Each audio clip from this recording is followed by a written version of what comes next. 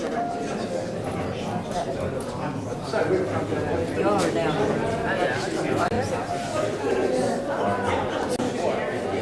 the trolley which is still there, but also bushy and gardens.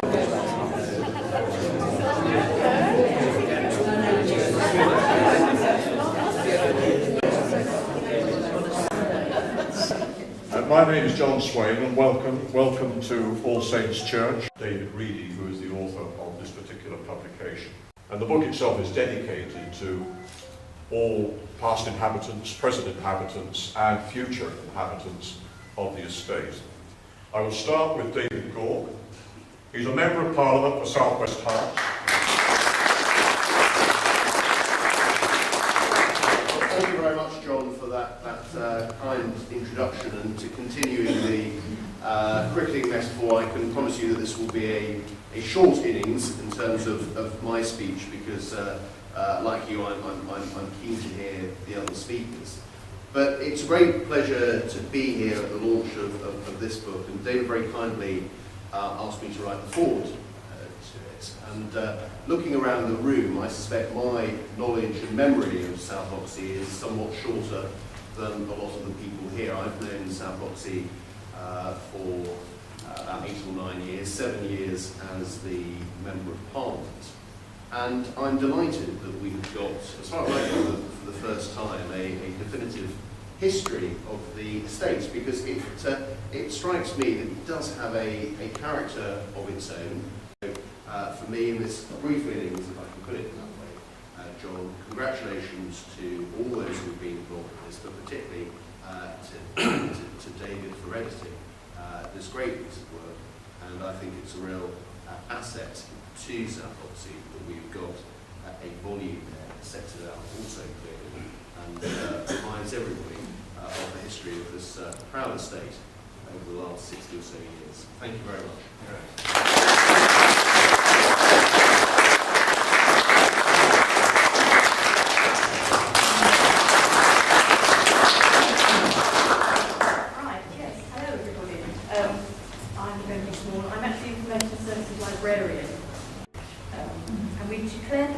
Well and truly open.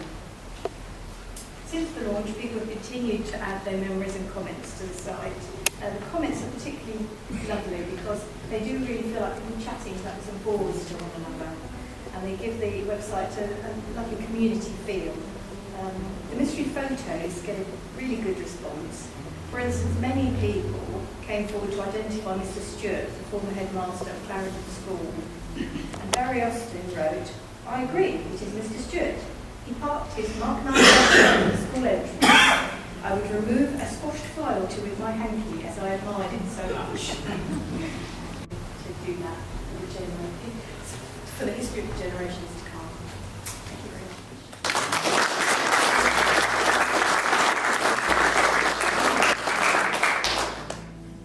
Thank you, Beverly, very much for that. He attended Oxhey Wood and Woodall primary schools before progressing to Pushy Grammar School, Exeter and London universities. He is now a semi-retired civil servant, being in turn a researcher, translator, archivist and legal librarian. And you have to explain what all those terms, I think, David mean, David. He has also written a full account of the short history of Pushy Grammar School between 1950 and 1969, which is now Queen's School.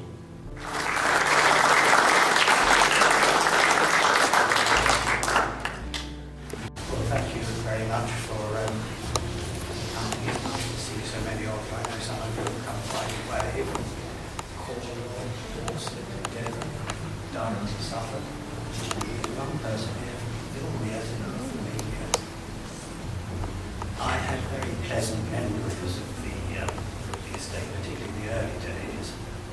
The old station, the absence of buses, the big house where we saw the doctor and collected our Colin Royal and concentrated orange. Being bused to school in Watford in 1950-51. The old beach in Rosewood in Derby Road. The 53 coronation celebrations. I now talk as a fervent Republican, but that's an aside. the carnivals of 56, 57, bonfire nights on the old allotments behind our house. As children, we would spend most of our free time out of the house exploring the surrounding countryside, fishing in Oxhey Park, collecting birds' eggs, that's rather non-new now, damming streams, train spotting was one of my interests. I mean, remember such games as hopscotch, marbles and conkers. Who remembers knocking dollies out of bed? We would knock on someone's door and run away and hide and take great delight in seeing them come out. It seems crazy now. I was actually chased by somebody and hit, I remember, for doing that. I must place on record my sincere thanks to my co-contributors, John Swain, whose idea it was to produce the book. I must sincerely thank Martin Reidy. Is he here? Martin, could you stand up? Martin is superb at IT. I must also thank the staffs of the County Record Office in Hertford, the London Metropolitan Archive who hold the LCC papers, the National Archives at Kew, and the National Newspaper Library at Colindale. Last but not least, the staff at Watford Central Library who hold bound volumes of the Watford Observer and the West Herts Post. And I've looked at every one since 1944. They're heavy bound volumes and the staff uncomplainingly brought them up and down, up and down. Writing the book was an enormous pleasure and hopefully readers will find it equally enjoyable. I'm sure there are errors and omissions, and I'll be pleased if anyone who finds any can contact me in the event of in a future edition of the book. Thank you.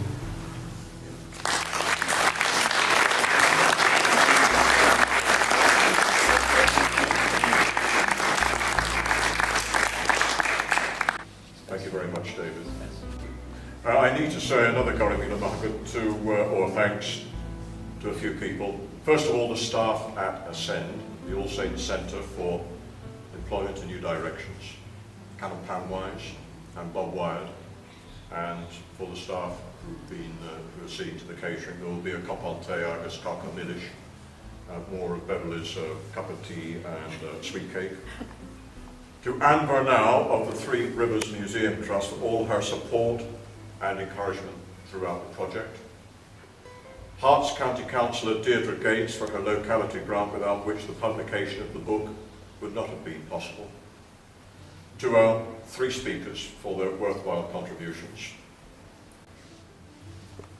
The book costs £20 and can be purchased from us on the table until about 4:30. Thank you very much. Thank you for coming. Hello.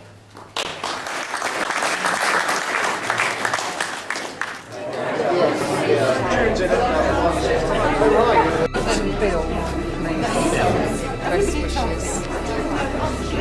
Jack Prescott got to mention in the book. He was the youth of South Oxhey. That's all. I put my name. Yeah. Please. Lovely. To Chris.